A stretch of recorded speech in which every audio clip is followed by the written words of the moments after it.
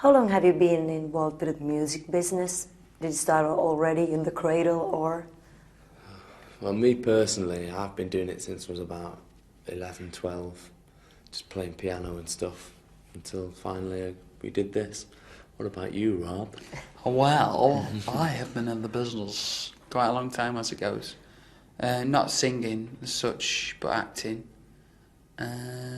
Since I was 8. So, since I was a little lad.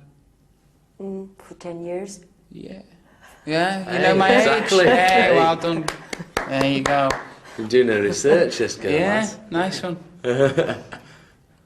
And take that, where did you get the name from? Now, the name's a funny thing, and we never know what to answer for this, because it was just a case we needed a name quick, because we had this demo tape we were going to send to the record company, and we thought, God, we're going to have to think of a name. We got it down to about 5, and it just seemed right, you know. It's very punchy and snappy. Take that, you know.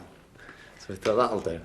So it's really true that record companies still listen to demo tapes? No. You can get it signed easily? No, No, because that's not how we got signed at all. So we were sending demo tapes to hundreds and hundreds of record companies and just wasn't even getting replies off some of them. Mm-hmm. The only way we got our record deal in the end was by making a record on our own label. And then through the coverage from magazines and TV we picked up from that, that's what eventually made the record company see us. When we go into the record company sometimes and we go into the A&R man's room, he's got dustbin bags full of demo tapes, loads and loads of tapes, and he can only pick like 100 a week to listen to. And people send like 90-minute tapes and they go like, oh no, Yeah. 3 is enough, or 1. Yeah. Or the first 10 seconds counts. The first 10 yeah. seconds counts, really, because if I was an A&R man and I didn't like the first 10 seconds, I'd just throw it away. So it's got to So be good. people listen. Yeah. Listen up if you want to be a band. Open up with a good song. Do a 10-second demo tape. Yeah, it's the best way. That's it, yeah. Everything in 10 seconds.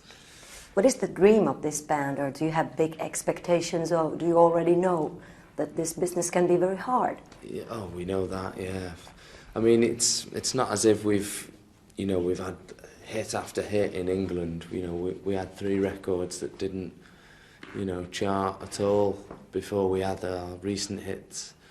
And it just seems to us that we've, since we had a hit with Only Takes a Minute in Britain, it's gone huge all of a sudden, Now we're bigger than New Kids in England, Whoa. which we're made up about. Do you think there is rivalry like that between pop bands? There's not rivalry. I think when it comes to pop bands, there's room for every pop band. There's no rivalry between us and New Kids as such. Not between the 2 bands anyway. Fans might see there's rivalry, or media, television, magazines might see this rivalry. But between us and the New Kids, there's no rivalry. We're just enjoying ourselves, doing what we like to do. And they're doing the same thing, enjoying themselves as well. How do you work together? Like in the studio and on tours? Is it like family democracy, or do you have a boss? No, not really, no. It's good, really, because we are really good friends, all of us. We work well together. And it is a case of, family democracy. That's how it should be. Yeah. And Wrangler jeans. And Wrangler jeans. Do we have those here? I have to check that one. How about in the future? Do you think your music will develop into a completely different direction, or? Well, if you see any bands that have been around for a long time, when their music started, the music is much different later on. So, like any band, we'll change with the times.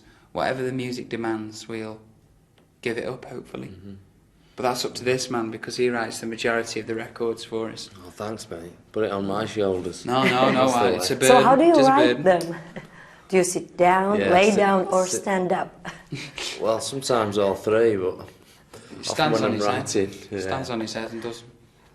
It's a case of when I've written it and then the band come in and start singing it, that's when it starts becoming a Take That track. How about in the studio? Yeah. Does it take a long time, or Are you satisfied with the first or second take? Various, really. Sometimes it can take weeks, sometimes it can take 5 minutes, you know. Depending on the mood, I suppose, you know. Can you describe your music with one word, or is it like a mixture of things? It's just fun, really. I mean, that's how I see it as being. It's just a 3-minute base of fun, you know. It's meant to make people happy. We're not trying to get in the way of people's lives. We just want them to enjoy our music, you know. You see, we're not political with anything that we do. I think when you become political, you start to lose reality, really. But I mean, it's all right for certain bands. If certain bands want to do that, they want to do that. But we just want to have fun, so we're just having fun, you know. So no rainforests or whales or anything like that? No. All for charity. All for charity. No, I mean, we do support different charities like Save the Whale and loads of things like that, but we don't bring it into the records. The records is about fun primarily, and that's what we're all about, people. So what do you think on stage? We've heard some very funny stories, what has happened during gigs, but no one actually notices them. Yeah, You don't look carefully. Yeah. It is, they are quite wild, our gigs, you know, in England anyway at the moment. We've just really reached our peak over there. It's like everybody knows us now and everybody comes to see us. And it's like, it's mad, really mad. Yeah. Hysteria, maybe. It is hysteria, It is. Mm. What is the funniest thing happened? Yeah. What is the funniest thing?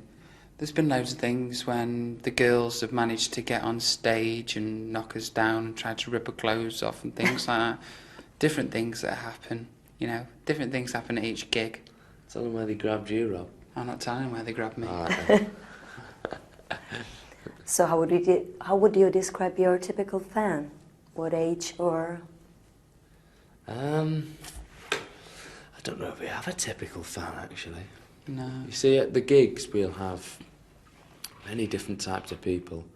I mean, obviously, at the moment, we're appealing to under 18, 20-year-olds, you know, anything under that. But it's nice when they bring the mums and dads with them as well, you know, because the mums and dads get into it. Because when you're in that concert situation where there's a band on stage and the atmosphere is fantastic, isn't it? It's good to see them get into it, because it is exciting. It really is. When you go out to touch their hands and the mums and dads touch your hands as well, it's good. I enjoy that. In England, the press build you up, and then as soon as they want to dig the claws in, then that's it. You know, they dig the claws in and they try to make you come back down again. We get criticised every now and again, but you know, it's normally fun. It's what, you know, it's why we feel so much for bands like new kids who've been before us. I suppose we are taking over now where they were. But like, we understand what they've all been through, you know, they're just a teeny band, you know, the music's rubbish and it's not credible and all this. This is what the critics say. You know, we understand, we're going to get that, you know, no matter what music we sing, you know, just because we're averagely good-looking lads, you know. But I mean, just because we're young. We understand that, and in England, you know, respect goes out to new kids, and on the tour we're actually going to be doing a new kids track on the tour we're doing in November. As a bit of a respect to the kids. Peace. The image we put out in England is not the drug taking and smoking and drinking. It's complete health that we put on show. And when we do our show, which is an hour and a quarter, you know, to take drugs and smoke is an impossibility to do a show like that. And I'm sure that I mean, I know that the up and coming generation are a lot more health conscious and environmental conscious, you know. So I mean, that is the image we try and put out. Hopefully, you know, they listen. How about your families? How have they taken your success? My family is enjoying it, you know. My parents are proud. My sister finds it quite funny. They don't really know what's involved with everything. but they just let me get on with what I've got to get on with, and I thank them for that. You know, respect is due to my family. How about you? As you say, I don't think your families often know what's going on, because you've got to remember that they're sat at home and they only ever see you on TV. So they must think that's all you do all week. Go in a TV station, do one TV a week. They don't realise that, like, when you come to Finland, you're just doing interviews all day and you get on the plane and go home again. You don't see any of Finland. How about your idols? Do you yourself have idols? Yeah, we do. Most of my idols are pretty well established artists like George Michael and Elton John, Annie Lennox. Artists that have been around for a long time. I respect a lot of people for a lot of different things. I can't say that there's one particular person that's my hero or heroine. I like a lot of people for a lot of different things. I'll just leave it at that.